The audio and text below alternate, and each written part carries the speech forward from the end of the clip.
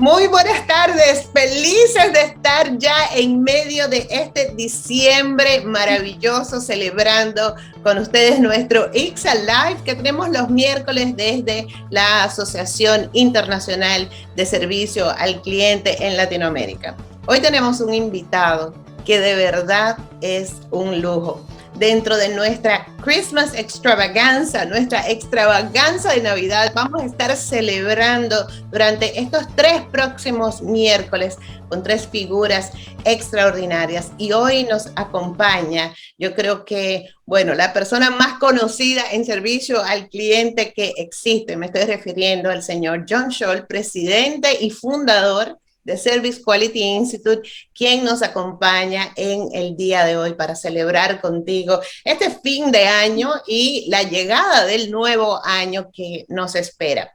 La conversación de hoy la vamos a tener en inglés, así que te recordamos que tú puedes poner los subtítulos abajo en el video en YouTube para que no te pierdas absolutamente nada de esta extraordinaria conversación que vamos a estar teniendo con John. Así que sin más preámbulos, démosle un fuerte aplauso de bienvenida a nuestro querido Tschohl. John, it is so amazing to be celebrating this Christmas extravaganza with you. How are you? I'm doing great. It's good to be with you, Kay.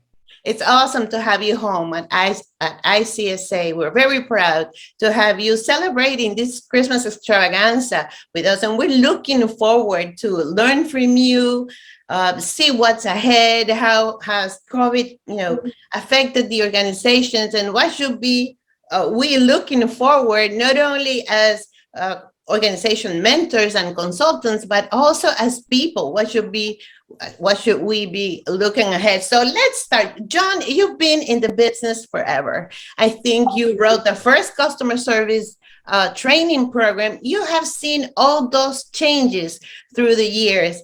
Is it really that different today that when you started? It's worse. It's worse? It's worse. In January of 1980, that's before you were born, Kay. For sure. I created Feelings, which was Sentimientos, which is the first customer service program ever created in the world.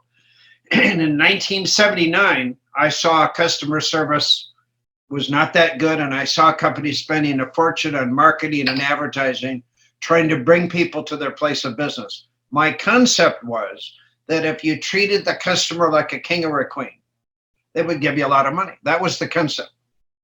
And I thought it was a no-brainer, So I released Feelings, and the first thing people said is, "What's customer service? You mean you want to train employees? Are you?" No. We only work with management, with senior management, employees, yuck, Well, I see today, because of COVID, customer service has gone back over 40 years, downhill. Now, when the economy is really rough, is when you better deliver a better customer experience.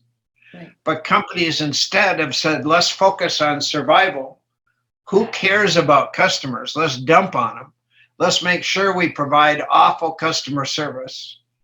And that's really what's happened. So an example is Vail, Colorado. Used to be a 10. I used them in my seminars and books and all that. And today I would rate their customer service at most a 3. Wow. How in the hell can you go from a 10 to a 3? The most ionic ski resort, you probably have a lot of people from Mexico participating. I'll be out there at Christmas and it's filled with Mexicans. I think they own the city. But customer service has disappeared. And I don't think it's smart. I think that when you ruin your brand, it's very, very difficult to recover. There's only one company that was ever able to recover that I know of after having totally forgotten about the customer experience, and that was Home Depot. They had a CEO that they hired, Nardelli, who came in from GE, and he was there for about 5-6 years, and he did everything to destroy the culture of building people and customer service. But they have now recovered, and they're doing great. But most companies don't recover. And so, my book, Relentless, the purpose of the book is that companies are not relentless on this. They focus on it for a couple years, for 6 months. Well, customer service is a little bit like breathing. You can't stop. Right. And it has to be an ongoing process. Employee turnover is very high, and it will always be high. If you don't constantly train all these new people on customer service, you're going to get poor customer service. And then the second thing, Kay, is we think that if we let's take Sentimientos and we dip our people in this magic program. It's the best program, by the way, ever written on customer service. Millions and millions of people have gone through it. But we think that if we put a guy through 3 sessions of maybe 3 to 4 hours each, that it will change his life. And this individual will now become perfect for the rest of his or her entire life. And I'm saying that's a bunch of crap. It's a little bit like losing weight. You can't say, I went to the gym 5 years ago, or, I went on a diet 10 years ago. It's, for me anyhow, it's an ongoing process. You got to, or even say you can diet for 3 months a year, right? And then expect to be thin the whole year through. Yeah. So if you want customer-driven employees, you have to develop them constantly with something new and fresh, virtually every 4 months.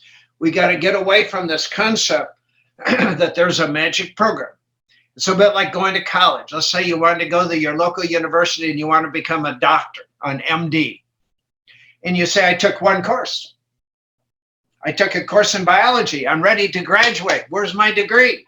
And he's going to operate on you tomorrow, but he had 1 class. I mean, you would never let him near you. Right. That's what we do with customer service. Most employees have never been trained. Number one. Number two, if they did, it was 5 years or 10 years ago. And we expect this 25-year-old employee to change their entire life because we put them through this magic program. Maybe they bought one of our programs. Maybe they created their own program. But we got to get off this concept that there's a program out there that's so powerful. It will instantly transform people for life. It's like going to church. I went to church 10 years ago. I thought I would be saved. Well, maybe you should go to church once every Sunday. And you can't just go on Christmas. You need to maybe go more often. So it's a little bit the same in terms of training people on customer service. If you want high-powered, customer-driven employees, you want to keep customers, you got to provide an awesome customer experience. And Kay, it better be awesome because good customer service doesn't get you into the game. Agree, 100% agree. So what you're saying is this customer service conversation that we've been having for so long is definitely something that has to be embedded within the organization. It doesn't work just to have one training program once a year or even twice a year. This is a consistent conversation that we have to keep going. First, to build the culture. Second, to sustain the culture.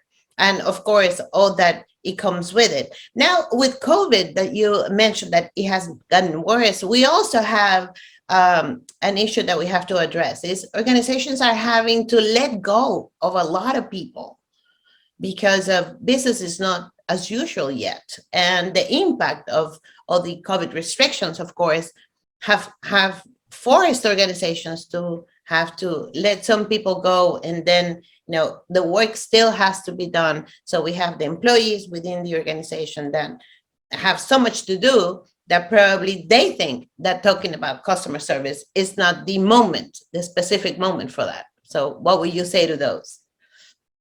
Well, in Latin America, most companies had way too many employees, first of all. They think of them as Christmas tree ornaments. You just put them on the different trees. Doesn't matter if they work or not. What you need is customer-driven, high-performing employees. So if you lost 10 to 25% of your employees, it's probably not a problem. But then you got to energize the balance of the workforce. Hopefully, you let go the non-performing employees because every organization has non-performing employees. And it's very, very difficult for people to fire a non-performer. They just want to keep them for life, even if they're dead. If a person dies, you need to give them a Christian burial. You don't keep paying them, okay? And if a person physically died, really died, you wouldn't keep them on the payroll for another 10 or 20 years. But we have people that have mentally died. And in the past, we've kept them on the payroll. And you ruin your customer base. The other customer employees get discouraged because they see you paying a non-performing employee. And they figure, why should I work hard when you got these idiots working here that you keep putting on? So it's important to develop high-performing, customer-driven employees. Your labor cost is usually your biggest cost. And in Latin America, people get paid a whole lot less money in the United States, but you still need to develop those people. And because of COVID, a lot of people are hurting inside. It's a mental problem. It's frustrating. I think all of us are so tired of COVID. It just keeps coming up and down like a roller coaster. You think you're at the top, and then all of a sudden, boom, you're going down fast. Yes, and then you get a new variant. And you can't stop your business. You can't say, well, we'll close our business down for 2 or 3 years and then come back. Well, you'll be out of business. So because of COVID, you better be providing a better customer experience than ever before. That does not mean adding more people. It means, developing your employees so that they deliver with greater speed, higher customer service, more empowerment, and ability to make things happen on the spot so the customer falls in love with your company. And there are places that there is great customer service, and then there's some places where it's pretty mediocre. How do you think we should help H&R departments? Because this culture, service culture conversation has to be embedded within their DNA. So how do you say we should help the H&R departments to start talking about service right from the beginning of the appointment of an employee within the organization? How do we help them? Well, first, I think you need to talk about strategy. I think the reason most companies don't practice great service is because they don't understand the strategy. How do you own the market? How do you dominate the market? How do you grow your business faster than anybody else in the marketplace? That's what happens to service leaders. It's incredible rapid growth. I could call Amazon right now, and they're going to answer the phone in 60 seconds with a live person, and they'll handle any problem I have. And they're going to go through a couple security checks to make sure that it doesn't happen. But they understand speed. They understand the customer experience. Some people prefer the internet. Some people prefer live conversations. I like to talk to humans that are empowered, that make things happen. So you got to sell strategy in the company. It's not training. It's strategy. How do you own the market? How do you dominate the market? And if you got 15 employees or 150 or 1,500, it's really critical that all those people get trained with something new and fresh constantly, so they deliver a great customer experience. You can't go to a seminar once every 10 years and expect it to change your life. It's, we forget about the fundamentals. In Latin America, there's probably not one employee that does not know customer service is important. Not one person in all of Latin America, nor in the US. I agree, but the thing, what I have seen is that it's like they mentally understand that yes, it is important. Yes, the customer is important, but when they try to translate that into their everyday doing, it's like a different conversation going on. I think there's 3 factors that you've got to do if you're going to get it inside the head of the employee. Number 1, you got to change attitudes and behavior. Intellectually, everybody knows that they got to do good customer service. They just don't do it. Number 2, you got to go back to the basics and fundamentals. If you look at your favorite soccer team every day between the games, they practice fundamentals. And on any given day, the reason they win is because they had better execution of the fundamentals than the other team. And if they lose, it's because they forgot about the fundamentals. So we have to constantly reinforce these fundamentals, whether it be handling irate customers, whether it be speed, whether it be empowerment, whether it be remembering a customer's name and using the customer's name. And then the third is you have to build employee morale and teamwork. People are very fragile. Many people are hurting inside. They got problems with their girlfriends, their spouse. And we just think that people are high level like all of us and they can handle diversity. I mean, in any given day, there's a lot of crap that happens that's negative, at least in my life. I don't know, maybe not in yours. And I'm able to handle it, you know, but for a lot of people, it doesn't take a lot for them to just ruin their day. So you have to pump up people. You have to build people from within.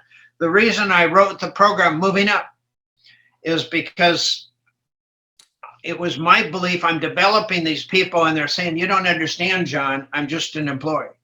I'm just a security guard. I'm just a janitor. I'm just a secretary. I'm just a receptionist. I'm just a salesperson. People have these self-imposed limitations on themselves. They have cement that's 2-3 feet deep over their heads, okay? And they're saying, why, you know, I'm just me, and that you got to get people to dream. You got to get people to want more, to want to become indispensable and extraordinary. And Kay, I believe that any employee that becomes indispensable and extraordinary always makes more money. They always get promoted because there's so few of them. So if I was working in a company, whether it be 50 employees or 1,000 employees, it'd be very easy to go up to the top because not many people are trying. Everybody else is just doing just enough to get by. Agree. You know, if I was in any company, I'd be thinking about, you know, most of us think a company is like this. There's very little room at the top and there's a lot of room at the bottom.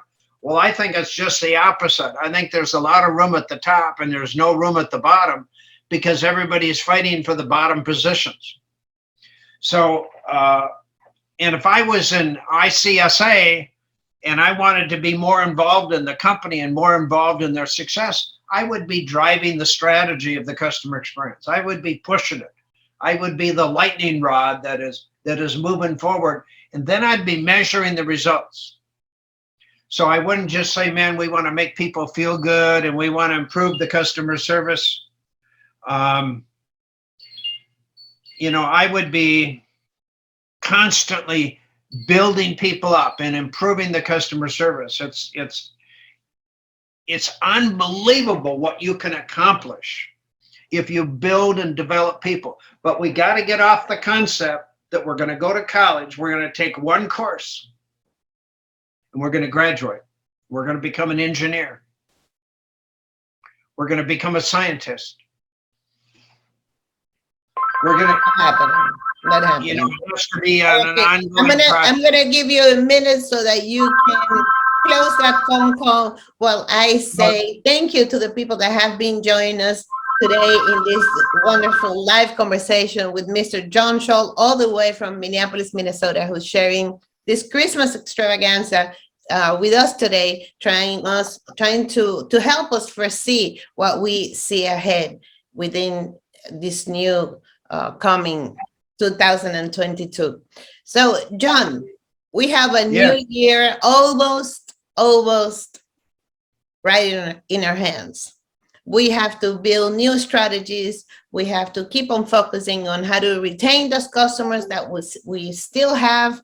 And definitely, we got to find ourselves a way to spread this strategy throughout the whole organization. Why don't you give us a few words on what do you think from your experience we should expect, and what is the downfall of it, and how we can uplift it? Well, one of the things I would encourage everybody to do is to follow some of the service leaders. in Time Magazine's cover story many, many years ago, I contributed to the article and to the cover story. And the quote they gave me is, I said, CEOs are driven by only one thing: money. Show me the money. So we got to get off the concept that says, oh my God, people are going to feel good and will improve employee morale. We got to talk about, here's an example of what happens when you're customer driven. Why not copy them? Why not be a Chewy.com? And, it's only like 10 years old and it's now worth $38 billion because they focus on delivering a better customer experience for their customers, which are pets. Dogs, cats, and they're open 24 hours a day. If I call them on my phone right now, they'll answer in a few rings. See, most companies prefer voicemail. They hate customers.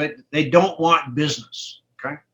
They want to make it really difficult to do business. Well, if you want more business, you got to make it easier for people to do business with you. So I would say, first of all, talk about money. How are we going to measure this stuff? What do we want to have the impact?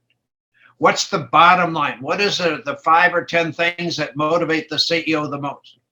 Which would be profit, sales, market share. What are the 5 or 6 or 8 things that you're tracking right now that you would really like to influence? And then what would happen if you delivered this incredible customer experience? And it doesn't mean adding people. It just means getting people to work on 8 cylinders, to get off their butt and to perform at a higher level.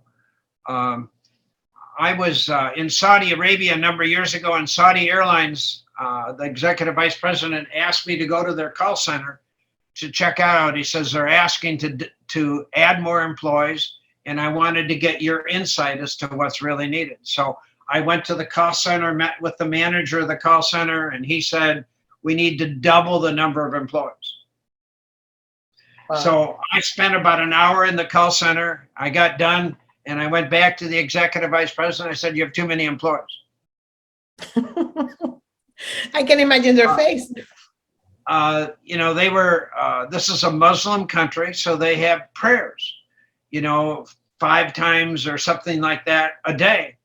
And the prayer room is not a mile away. The prayer room is going from one room to the next room. But instead of taking 5 or 7 minutes for the prayer room, they would take 45 minutes. And so there wouldn't be too many people handling the calls because they're all screwing around. It was a lack of leadership. They didn't need any more employees. They just needed to manage people better. I would encourage you to drive strategy. I think it's the most important thing, but you gotta figure out what is it that you want to accomplish. What are some role models that we could look at? What are we gonna learn from a Mayo Clinic or from an Amazon or a Costco or a Home Depot? These are companies that are role models that deliver great customer service. The problem, Kay, is there's not millions of them. There's only a handful. And those that really do it make a fortune. They have incredible growth, but they understand the customer experience. I have seen and heard some CEOs say, well, this is a different country. We're not USA, Costco or Amazon or Starbucks or Apple. It's different. Their culture is different. And I always tell them, I think it's their understanding that is different because they started with the customer in mind. They started that way. It's not something that they, maybe they reinforced it through the years, but the truth is that it takes a very insightful leader to be able to spread out this conversation from the beginning. One of the other problems with customer service, we think it's just being nice. If people are nice, that's customer service. Well, there's a lot of elements of customer service. One is speed. People want things fast. They want it now. And the problem is most companies go slow. They have voicemail. It might take 3 minutes or 5 minutes. I own some timeshares. This is an interesting thing. RCI is the largest timeshare organization in the world. They have banker hours. How in the hell can you have leisure travel and you're not open on Sundays is beyond me. How can you not stay open late at night? Why would you have hours that are for only a limited number of customers? When you want to take a vacation, are you thinking about doing it 9 in the morning? Or are you thinking about it 9 at night? Is Saturday and Sunday a better days to plan vacations, or is it Tuesday or Wednesday? I don't understand it, and they don't answer with live people. You got to go through the system, and then all these companies say, "Well, we love you, and we're going to be with you shortly. You're the most important person in the world for us, but we're going to just treat you like crap." I could call my health company right now, and it would take longer to get them to answer the phone than it will take for this entire interview. Wow. And if I talk to one of the employees and I say, why does it take 30 minutes or 45 minutes for you to answer the phone? They'll say, we just have trouble getting enough people to work here. They've been using that same excuse for years. Companies lie. They really don't care about the customer experience. So you got to look at all elements of your business, from whoever answers the phone to if somebody comes to your place of business. In Latin America, I'll bet that 90% of all the companies watching this interview with us have a security guard. And security guards are worthless. I mean, they're absolutely worthless. Nobody's ever trained them. They all look like the end of the world. If you want to save money, get rid of your security guards. Instead, do what an Apple does. An Apple, if you go to an Apple store, they have a young person there with an iPad. And that individual takes down all your contact information. And let's say you had a problem with your iPhone and you say it's just not working, And they say, okay, and what's your name, what's your email? And what you didn't know is they also described what you look like. Like, here's a blonde with a black outfit on with long earrings, and she's beautiful, red lipstick. And so maybe you have an appointment for 1 o'clock and you're there at 12 o'clock, and about 10 minutes to 1, somebody's going to come up to you and they're going to say, Kay, it's just going to be a few more minutes. And you're thinking, how did you know it was me? Because, there's a lot of people in the store. It's because they use technology. And they were interested in using your name. And they use technology to identify who you are. So, one of the programs we have is called Remember Me.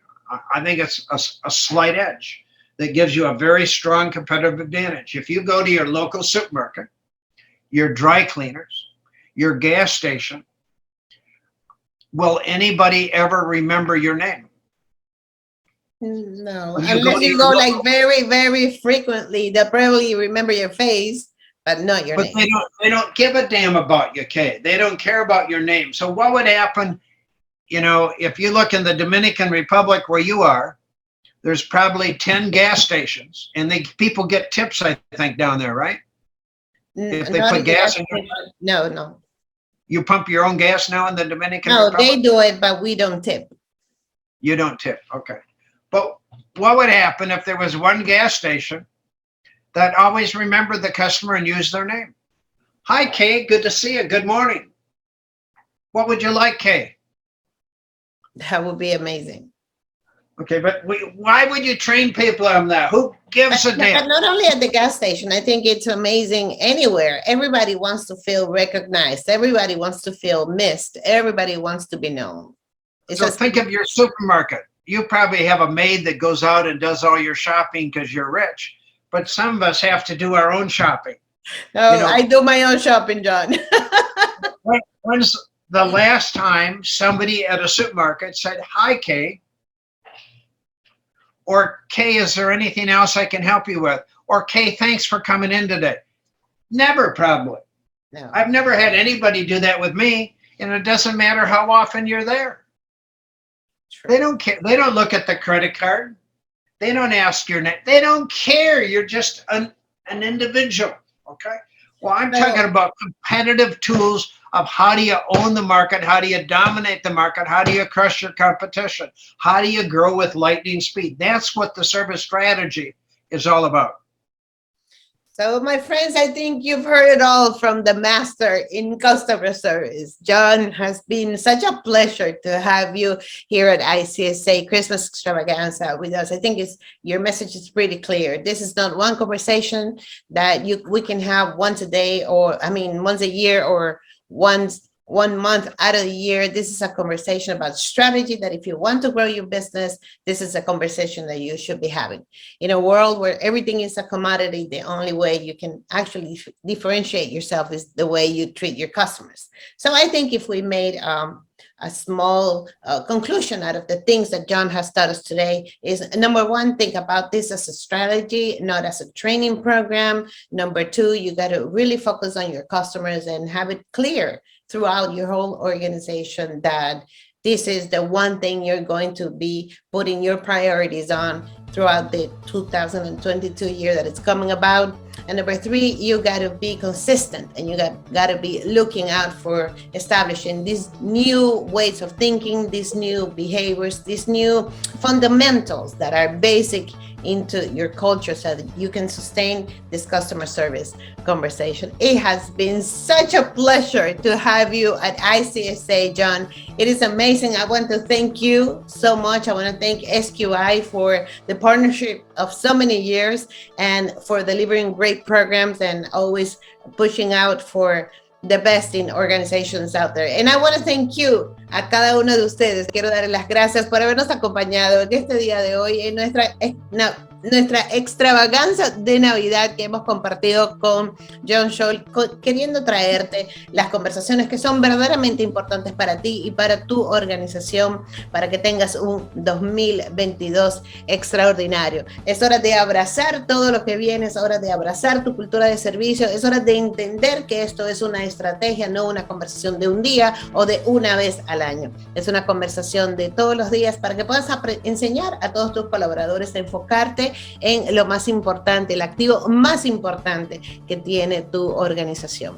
Y eso es tus clientes. Muchas gracias por haber estado con nosotros en el día de hoy. Nos vemos el próximo miércoles porque aquí seguimos aprendiendo todos los días un poco más sobre servicio y experiencia del cliente. Yo soy Valenzuela, presidenta de la Asociación Internacional de Servicio al Cliente en Latinoamérica y feliz de haber compartido contigo en el día de hoy. Muchas gracias. Thank you, John. Muchas gracias. Thank you, everybody. And remember, Kay's my partner, so if you're interested in any of our products, Kay has access to all of our technology. Thank you so much. I want to wish you a Merry, Merry, Merry Christmas. Same to you and all your partners.